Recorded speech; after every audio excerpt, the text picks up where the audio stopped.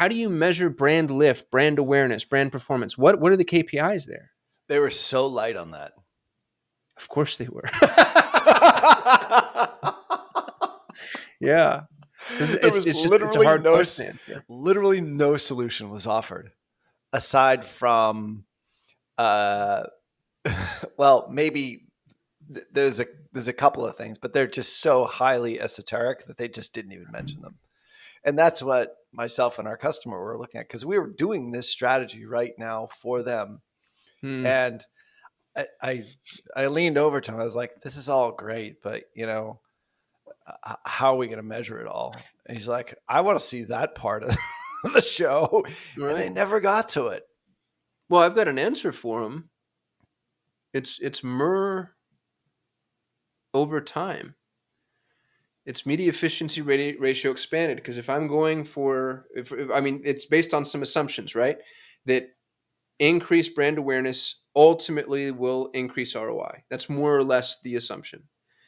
And so if I was advertising last year and all other variables are the same, and I'm advertising this year and my brand awareness has gone up, in theory, then, other levers will have been improved. Click-through rate is better, conversion rate is better, customer take rate is better, retention is better because I have better brand awareness. And so I should be able to see the improvements, I guess, based on that comparison to that timeline.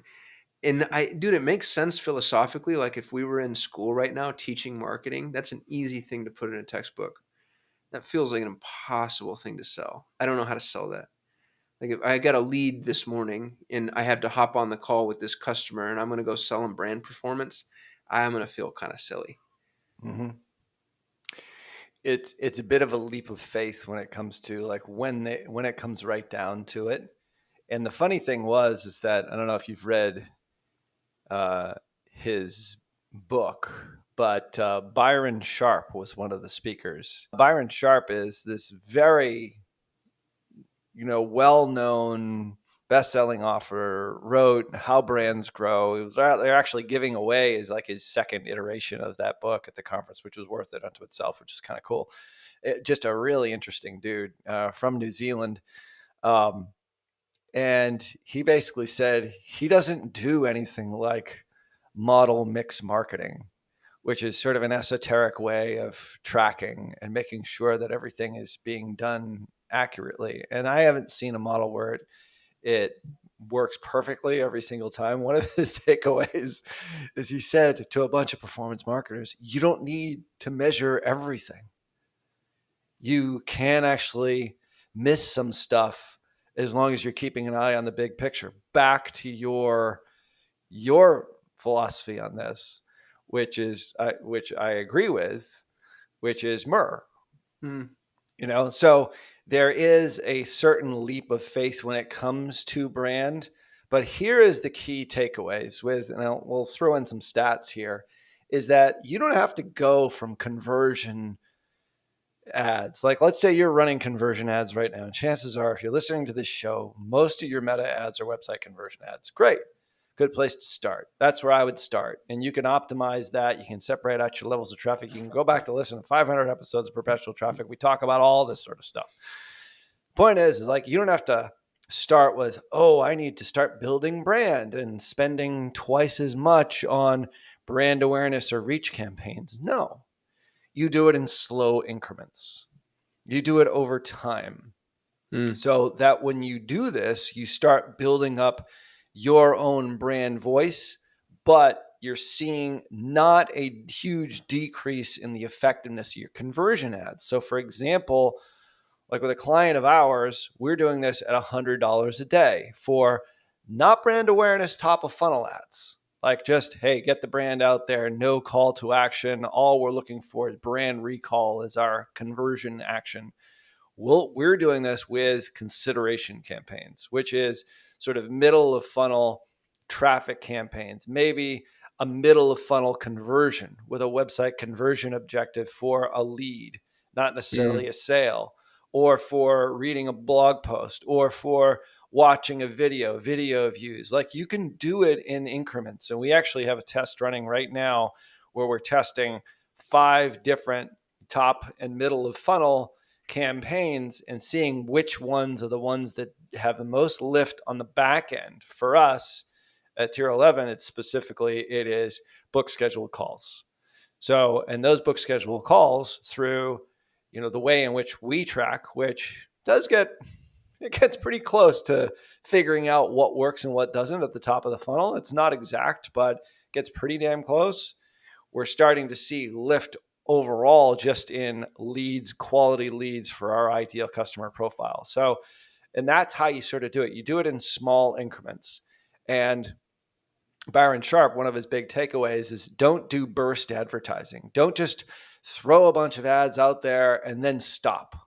Just do it slowly and consistently over time and start building this over time, because what you'll start to see is not huge gains. And a lot of marketers, performance marketers especially, are looking for big gains immediately. Oh, I got a 3x ROI when I change this one thing in my campaign. Whatever that thing is, it's probably because you like upped your creative. You did a lot of sort of things that we talk about here on the show. Maybe you started incorporating creator content that's actually really good, really speaks to your avatar's pain points, desires, whatever it happens to be, however your product solves that particular problem. But in most cases, like, you're just going to get incremental gains, and all those incremental gains start to add up and start to build your brand without you really even thinking that you're a brand advertiser. And so you can do it with just small campaigns and then grow them over time. And we've done this now. There's a case study that we have to talk about here on the show where we did it, where they were spending about $7,000 a month on brand sort of middle of funnel consideration campaigns. And over a 7 month period, they're now at $70,000 a month in spend, and their Google spend in a really, really super competitive space is flat to down. And their cost per acquisition is down by 50%. So stay tuned for that episode, because that's going to be one I think you're definitely going to want to listen to, where we're applying all this. Well, what I'm trying to do right now is just sort of shift your mindset. And yeah, we've gotten some comments from some people saying like, yeah, stop talking about the bloody red ocean of website conversion campaigns and high intent keywords. Bullshit. You know what? Screw that guy. Because the point is you should be talking about this, because that's where everything's going. CPMs in those spaces are not getting any cheaper. Yeah, it's not going to get better. You can offset it with this. What we're seeing now is when we start to blend in consideration and awareness campaigns, our overall CPMs are decreasing because we have less reliance on the areas where there's more competition. Does that make sense? That does make sense. Yeah, and you said it earlier, but there's a leap of faith required, because you have to commit a longer period of time than you'd be able to attribute conversions to anyway. Right.